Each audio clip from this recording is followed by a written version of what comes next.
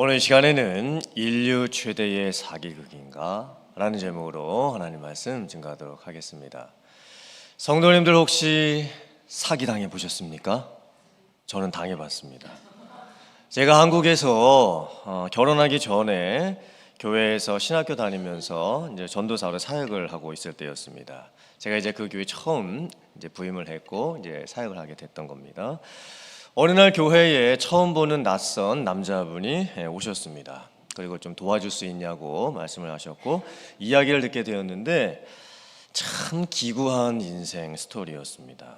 그리고 결국 제가 돈을 좀 빌려달라고 하시길래 제가 수중에 지갑에 돈이 없었습니다. 그래서 제가 직접 은행까지 가서 은행에서 돈을 찾아가지고 그때 제 당시 전도세 사례비의 거의 절반이나 되는 그 금액을 그 사람에게 그분에게 갖다 주었습니다. 그리고 나서 이제 그분이 가시고 나서 이제 나중에 목사님들한테 이런 일이 있었습니다라고 말씀을 드렸더니 목사님들이 다 웃으시면서 아마 신전도사가 속은 것 같다고, 신전도사가 이 동네를 잘 몰라서 아마 사기를 당한 것 같다고 그렇게 말씀을 해 주셨습니다. 제가 사역했던 교회가 이태원에 있었는데 주중에 교회에 참 별난 사람들이 많이 찾아왔습니다. 그 중에 대부분은 어떤 사람들이었냐면 자기가 여행 중에 지갑을 잃어버렸는데 지금 부산을 가야 되는데 차비가 없어서 그러니까 또 5만 원을 좀 꿔줄 수 있냐, 빌려줄 수 있냐 이렇게 말하는 사람들이었습니다. 목사님들이 저에게 말씀하시길 그런 사람들이 교회에 찾아오면 절대 돈을 주지 말라고 말씀을 하셨습니다. 심지어는 언젠가 외국인이 저희 교회를 찾아왔습니다. 그리고 자기가 어느 나라에서 왔는데 지금 지갑을 잃어버렸고 지금 부산을 가야 되는데 차비가 없으니까 돈을 달라는 겁니다. 아니 외국인이 부산을 어떻게 알겠습니까? 그 외국인도 한국 사람처럼 똑같은 수법을 쓰면서 사기를 치려고 했던 겁니다. 그래서 어떻게 했냐면 당신 어느 나라에서 왔냐? 어느 나라에서 왔다고 대답을 했습니다. 그래서 그 나라의 대사관으로 제가 전화를 걸었습니다. 그리고는 당신 나라 대사관에 전화를 걸어줬으니까 대사하고 잘 얘기를 해서 해결을 해보라고. 그러더니 전화를 통화하고 그 다음에 끊고 그냥 교회를 나가게 됐습니다. 사기는 어떻게 당하게 되는 거냐면요, 눈앞에서 코베임을 당하는 것처럼 당하는 겁니다. 나는 절대 사기 안 당하겠지, 그런 분들이 사기를 꼭 당하게 되는 겁니다. 요즘은 보이스피싱이라고 해가지고 신종 사기수법이 많죠. 심지어는 AI가 발달을 해가지고 내 가족의 목소리를 똑같이 변조를 해가지고 이제 전화를 하는 겁니다. 뭐 아프다, 급한 일이 생겼다, 뭐 돈을 빌려달라, 뭐 병원에 입원했다. 그래서 이제 사기를 당하게 되는 경우도 많이 있죠. 그런데 인류 최대의 사기극 가능성이 있는 사건이 있습니다. 바로 예수님께서 십자가에 죽으셨다가 다시 3일 만에 부활을 하셨고 그 예수님을 믿는 사람은 구원을 받는다라고 하는 내용입니다. 예수님, 십자가, 부활, 믿음, 구원에 대한 이 사건이 2000년 동안 지금 세상 역사 속에서 전해지고 있습니다. 어떤 사람은 그것을 믿고 있고 어떤 사람은 그것을 여전히 안 믿고 있습니다.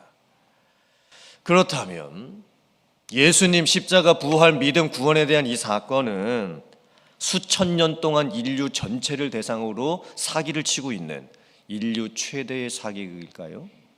아니면 인류 최대의 진짜 중에 진짜 이야기일까요?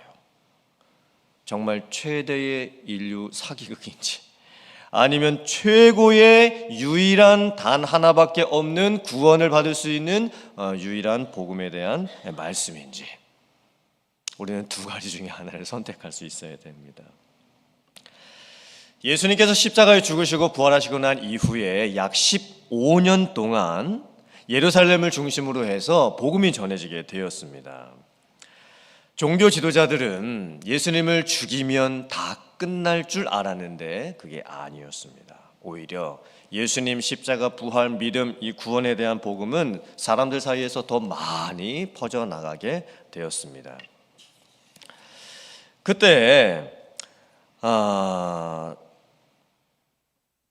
종교 지도자들이 자기들이 가지고 있는 기득권이 다 빼앗길 것 같으니까 예수님의 제자들을 잡아서 가두고 감옥에서 신문을 하게 됩니다.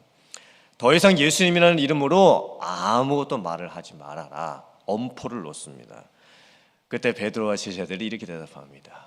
우리는 내가 보고 들은 것을 말하지 아니할 수가 없다. 이게 무슨 의미일까요? 자기들이 직접 예수님을 만났고 보았고 말씀을 들었고 십자가를 경험했고 부활을 경험했기 때문에, 우리가 진짜를 알았기 때문에 우리는 보고 들은 것을 숨길 필요도 없고 또 말하지 아니할 수도 없다. 이렇게 지금 이야기를 하게 된 겁니다. 그러자 종교 지도자들이 예수님의 제자들을 죽이려고 합니다. 그때 산헤드린 공회의 의원 중에 한 사람이었던 가말리엘이 이렇게 말을 합니다. 지금 예수님을 믿는 사람들이 많아지고 있는 것 그냥 당분간 놔두는 게 좋을 것 같습니다. 예전에도 드다라고 하는 사람이 일어나서 나를 따르러가 했을 때 약 400명이나 되는 사람들이 드다를 따른 적이 있지 않았습니까? 그런데 드다라는 사람이 죽고 나니까 그 추종자들도 다 없어졌던 것을 우리가 다 알고 있습니다. 또 갈릴리의 유다라는 사람이 사람들을 꾀어서 선동했을 때 많은 사람들이 그 꾀임에 넘어가서 갈릴리 유다를 따랐지만, 나중에 갈릴리 유다라는 사람이 거짓이라는 것이 다 들통이 나니까 그도 망하고 그를 따랐던 사람들도 다 망했던 것을 우리가 알고 있지 않습니까? 지금 예수님에 대한 이 소문이나 복음이나 또 예수님을 또 믿는 사람들이 이렇게 많아지는 거 그냥 좀 놔둬 봅시다. 만약에 예수라는 사람에 대한 사상, 교리, 이 증거라는 게 사람에게서 난 것이고 거짓이라고 한다면 그냥 우리가 놔둬도 다 없어질 것이고, 만약에 하나님으로부터 난 것이라면 예수님을 믿는 사람들을 핍박하는 것이 오히려 우리가 하나님을 대적하는 것이 될 겁니다. 그런데 그 상황이 어떻게 흘러가게 될까요? 예수님은 이미 죽으셨고 부활하셨고 승천하셨고 이 세상에 계시지도 않는데, 더 이상 볼 수도 없고 만날 수도 없고 말씀을 직접 들을 수도 없는데 예수님을 믿는 사람들이 더 많아지게 됩니다. 이제는 예루살렘을 넘어서 유대를 넘어서 사마리아를 넘어서 이스라엘 나라 전역에 예수님에 대한 복음이 퍼지기 시작을 합니다. 그리고 이제는 예루살렘 바깥으로까지 복음이 전해지기 시작을 합니다. 예수님, 십자가, 부활, 또 믿음, 구원, 이 복음이 로마 제국의 땅 전역으로 퍼져나가기 시작을 했던 겁니다. 오늘 본문 말씀은 바울 사도가 그리스 나라 아테네라고 하는 도시에 가서 복음을 전할 때 있었던 일입니다. 바울 사도가 그리스 아테네를 방문했을 때, 아테네는 당시 세계 속에서 역사 속에서 철학으로 유명한 도시였습니다. 우리가 학창 시절 학교에서 공부할 때 세계사 공부하면서 철학하면은 떠오르는 나라가 어디죠? 그리스였습니다. 아테네였습니다. 너 자신을 알라. 이거 누가 한 말이죠? 소크라테스. 소크라테스의 제자는 누구죠? 플라톤. 플라톤의 제자는 누구죠? 아리스토텔레스. 이 세 사람이 다 그리스 아테네에서 철학을 말했던 사람들입니다. 예수님이 태어나시기 전 무려 400년 전부터 소크라테스, 플라톤, 아리스토텔레스가 그리스 아테네에서 활동을 했습니다. 즉 아테네라고 하는 도시는요, 세계의 철학의 중심지입니다. 오랫동안 무려 400년의 철학의 역사를 가지고 있었던 도시였었습니다. 또 그리스가 유명한 게 뭐죠? 그리스 신화. 우리가 영화와 드라마에서 많이 보았던 그 신들, 신 중의 왕이었던 제우스, 바다의 신이었던 포세이돈, 힘이 셌던 헤라클레스, 사랑의 이 화살을 쏘는 큐피트, 그리고 우리가 음료수로 마시는 바카스, 이 로마의 신이기도 하고 원래는 그리스 신 디오니소스, 술의 신 이름이 바카스입니다. 그러므로 이 그리스 아테네라고 하는 도시는요, 철학의 도시였고 신화의 도시였습니다. 바울 사도가 아테네를 방문해서 복음을 전하면서 아테네 도시를 보니까 당시 철학 중에서 에피쿠로스 철학, 스토아 철학, 이게 유행을 하고 있었습니다. 그리고 이 아테네 사람들이 신들을 섬기는 모습을 보니까 얼마나 많은 신들을 섬기고 있었는지 신들의 이름 중에서 이름을 알지 못하는 신, 이런 신까지 있었던 거예요. 이런 도시에 가서 바울 사도가 이제 복음을 전하게 됐던 겁니다. 바울이 이렇게 복음을 전합니다. 여러분들을 보니 참으로 종교심이 많은 것 같습니다. 여러분들 중에서 많은 신들을 섬기고 있는 사람들이 있는데 제가 진짜 신이 누구인지를 오늘 말씀을 드리려고 합니다. 우주와 또 만물과 그 안에 있는 모든 것을 지으신 분은 하나님이십니다. 하나님은 여러분들이 믿는 신들처럼 사람들이 지어놓은 신전 안에 있는 신이 아닙니다. 하나님은 여러분들이 믿는 신들처럼 온갖 예물과 또 제사 뭐 이런 것들을 받아먹는 신이 아닙니다. 하나님은 여러분들이 믿는 신들처럼 사람으로부터 무슨 섬김을 받는 그런 신이 아닙니다. 하나님은 여러분들이 믿는 신들처럼 금이나 은이나 돌에다가 무슨 신상을 만들어가지고 사람들이 기술로 고안으로 만들어낸 그런 신들을 섬기는 것처럼 섬기는 신이 아닙니다. 하나님께서는 여러분들에게 생명과 호흡을 주신 창조자이십니다. 하나님께서 모든 인류의 연대를 정하시고 경계를 정하시고 또 이 세상을 통치하시는 주권자 하나님이십니다. 모든 것이 하나님으로부터 시작이 되었습니다.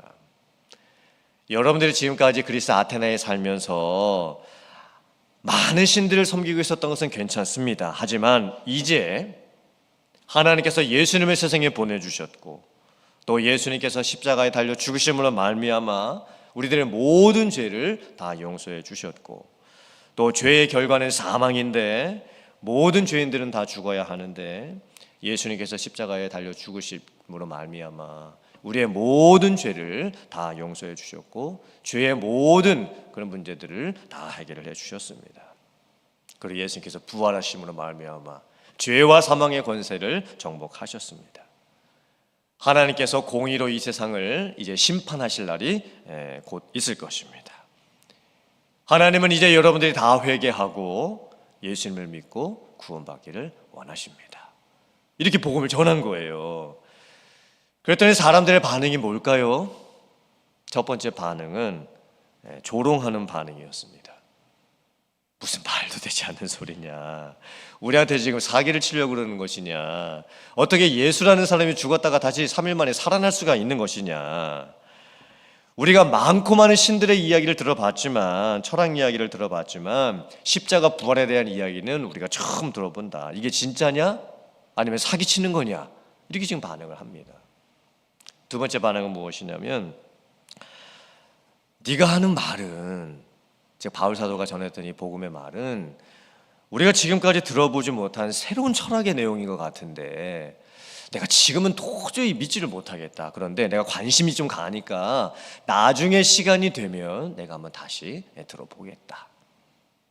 그리고 세 번째 반응은 무엇이냐면, 바울 사도가 전한 그 복음을 듣고 예수님을 믿게 된 사람들이 생겼습니다. 구체적으로 이름까지 밝히고 있지요. 디오누시오, 그리고 다말이라고 하는 여자와 그 외에 여러 명의 사람들이었습니다. 자, 그렇다면 오늘 성경에 나오는 바울 사도가 그리스 아테네에 가서 복음을 전했던 이 사건 이후에 2000년이라고 하는 시간이 흘러갔습니다. 2000년 전에 그리스 아테네에 수많은 신들이 있었고 수많은 종교가 있었던 것처럼 오늘날 우리들이 살고 있는 이 시대에도 수많은 종교들이 있습니다. 그렇다면 우리는 고민을 해봐야 됩니다. 내가 정말 예수님을 믿고 있다는 것은 무슨 의미일까?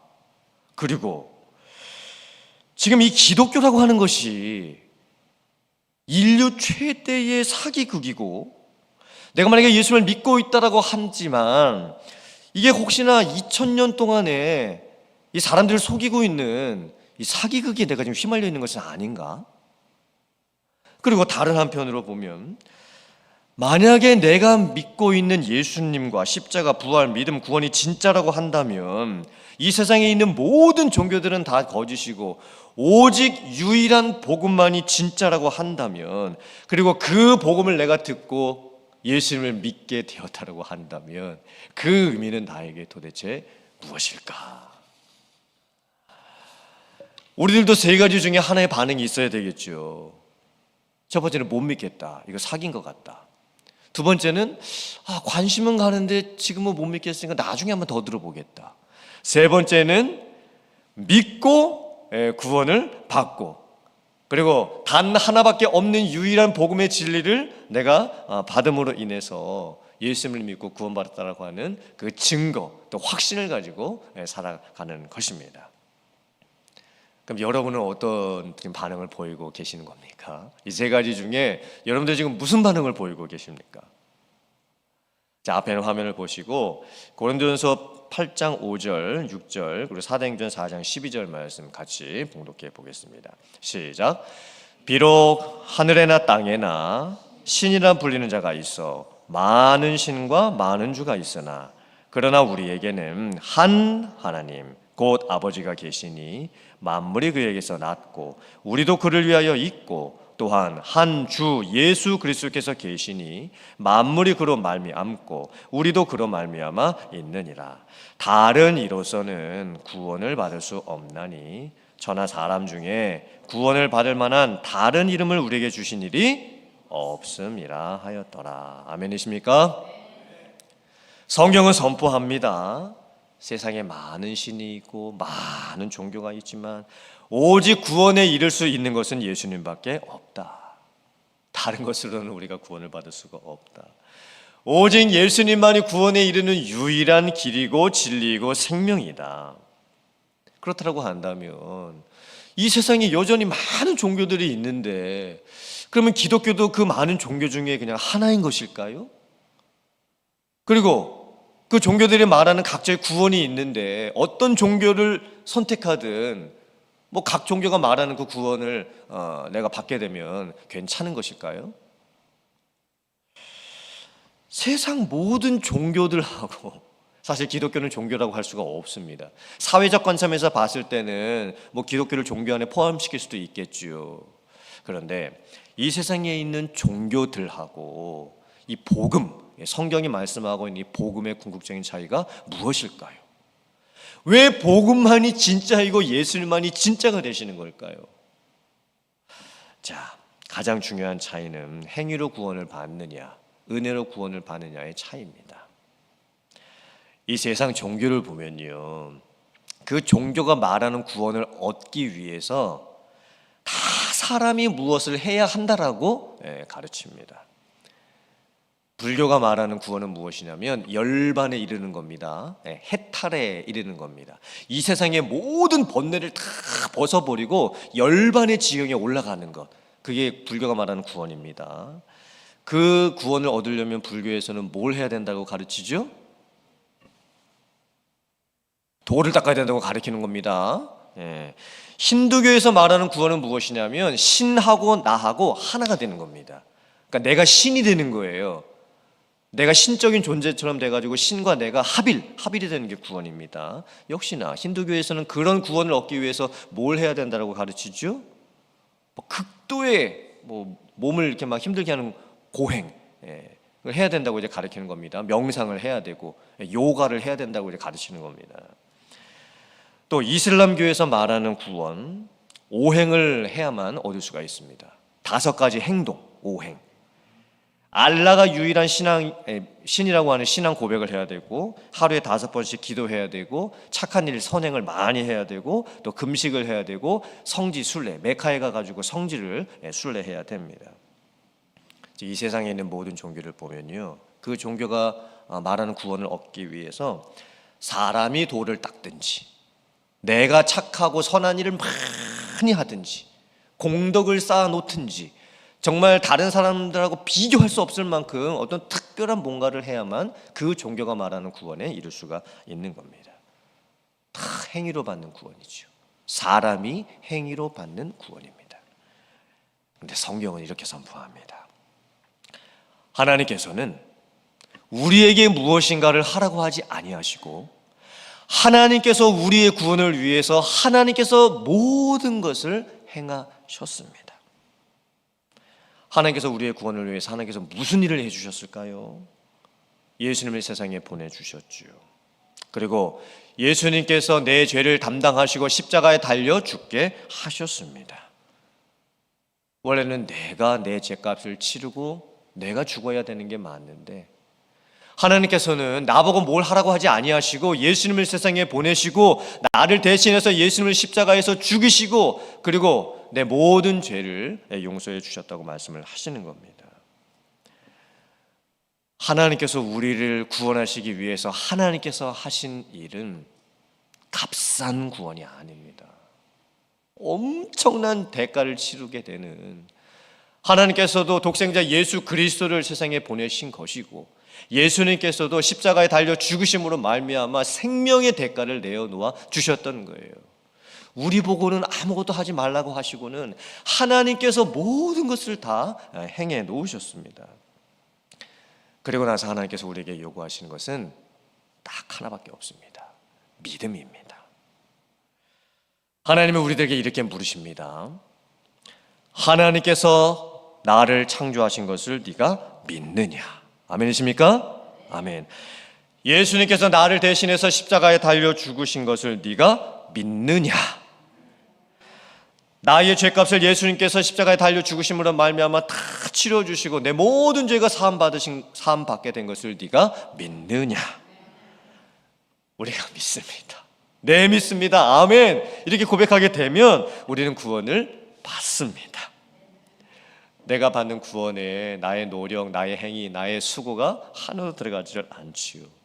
우리는 오직 은혜로 믿음으로 말미암아 구원을 받은 것입니다. 그래서 예수님만이 구원에 이르는 유일한 길이고 진리고 생명이 되는 것입니다. 기독교는 수많은 종교 중에 하나가 아닙니다. 복음이 유일한 것이고 그리고 예수님의 십자가 부활 그리고 믿음, 은혜, 이것이 유일한 구원에 이르는 방법일 줄을 믿습니다. 앞에는 화면 보시고 고린도전서 15장 16절 이하의 말씀 같이 한번 봉독해 보겠습니다. 시작. 만일 죽은 자가 다시 살아나는 일이 없으면 그리스도도 다시 살아나신 일이 없었을 터이요. 그리스도께서 다시 살아나신 일이 없으면 너희의 믿음도 헛되고 너희가 여전히 죄 가운데 있을 것이요. 또한 그리스도 안에서 잠자는 자도 망하였으리니 만일 그리스도 안에서 우리가 바라는 것이 다만 이 세상에 살 뿐이면 모든 사람 가운데 우리가 더욱 불쌍한 자이리라. 이 말씀은 역설적인 고백이죠. 예수님을 믿은 사람들이 진짜 불쌍하다는 의미가 아니라 절대 불쌍할 수 없다는 역설적인 고백인 겁니다. 왜일까요? 우리가 진짜가 되신 예수님을 발견했기 때문입니다. 우리가 진짜인 예수님의 십자가 부활 믿음, 이 구원에 이르는 이 은혜를 받았기 때문입니다. 우리가 인류 최대 사기극 같은 이 사기극에 좀 휘말려 있는 것이 아니라 유일한 복음, 단 하나밖에 없는 그 복음을 내가 듣고 유일한 구원자가 되신 예수님을 믿고 우리가 구원을 받게 된 것입니다. 그래서 우리는 절대로 불쌍할 수가 없다는 고백이죠. 우리만큼 기쁘고 감사하며 또 이런 구원을 받은 사람이 어디에 있겠느냐, 이런 엄청난 역설적인 신앙의 고백인 겁니다. 내가 증인이지요. 성경 하나님의 말씀이 증거입니다. 그리고 같이 우리가 믿고 구원을 받은 성도들이 이렇게 교회 안에 함께 있다는 것이 확실한 증거인 것입니다. 이단에 빠져 있다가 나오신 분을 인터뷰를 했습니다. 이렇게 물어봤습니다.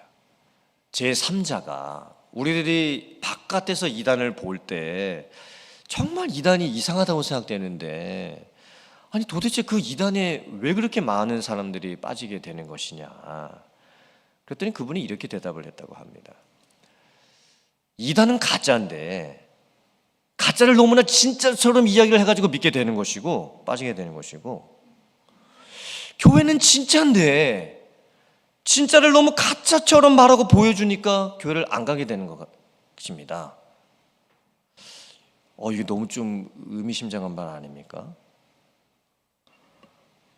이단은 가짜인데 이게 너무나 진짜처럼 그 이단에 빠진 사람들이 보여주니까 주변에 있는 사람들이 그 이단에 빠지게 된다는 말입니다. 근데 교회는 진짜인데 그 교회를 다니는 성도님들의 모습을 보니까 진짜를 갖고 있는 사람들처럼 안 보인다는 거예요. 진짜를 가지고 있는 사람들이 가짜를 가지고 있는 것처럼 살아가고 말하고 하는 모습이 보이니까 교회를 안 가게 된다는 말입니다. 진짜 심각하게 생각해 봐야 될 내용인 것 같습니다. 여러분들 한번 생각해 보세요. 내가 지금 진짜 예수님을 가지고 있고 진짜 예수님을 믿고 있고 진짜 복음을 받았음에도 불구하고 내가 정말 가짜처럼 살고 있지는 않은지, 아니면 진짜 복음을 내가 들었고 진짜 예수님을 믿었고 진짜 구원을 받아서 살아계신 예수님이 내 안에 계시는 진짜 구원을 받은 그 성도처럼 살고 있는지, 이런 삶을 살아가는 우리들이 될 줄 믿습니다. 내가 예수님을 믿고 구원받았다고 하는 것은요, 절대로 인류 최대의 사기극에 휘말려 있는 그런 것이 아닙니다. 다른 복음은 없습니다. 오직 복음은 하나입니다. 예수 그리스도밖에 없습니다. 예수님만이 유일한 길이요 진리요 생명인 줄을 믿습니다. 아멘이십니까? 내가 진짜를 믿었다라고 한다면 우리는 다른 사람들이 찾지 못한 보물을 찾은 것과 같은 것입니다. 아멘이십니까? 내가 진짜를 믿었다라고 한다면 정말 우리는 진짜처럼 살 수 있어야 됩니다. 왜 진짜를 가지고 있는데도 불구하고 다른 사람들이 나를 봤을 때 저분이 진짜인가? 가짜를 가지고 있는 것처럼 사는 것처럼 그렇게 보이는 인생을 살아갑니까? 사랑하는 성도님들, 진짜 예수님을 믿게 된 사람들은요, 그 진짜의 삶을 살아갈 수밖에 없습니다. 내가 살려고 해서 노력해서 그런 삶을 사는 것이 아니라 그렇게 살게 되어져 있는 것입니다. 이런 삶을 살아갈 수 있는 여러분들 되실 수 있기를 주님의 이름으로 축복합니다. 내가 받은 복음, 내가 믿게 된 예수님, 또 내가 얻은 구원, 이것은 진짜 중에 진짜입니다.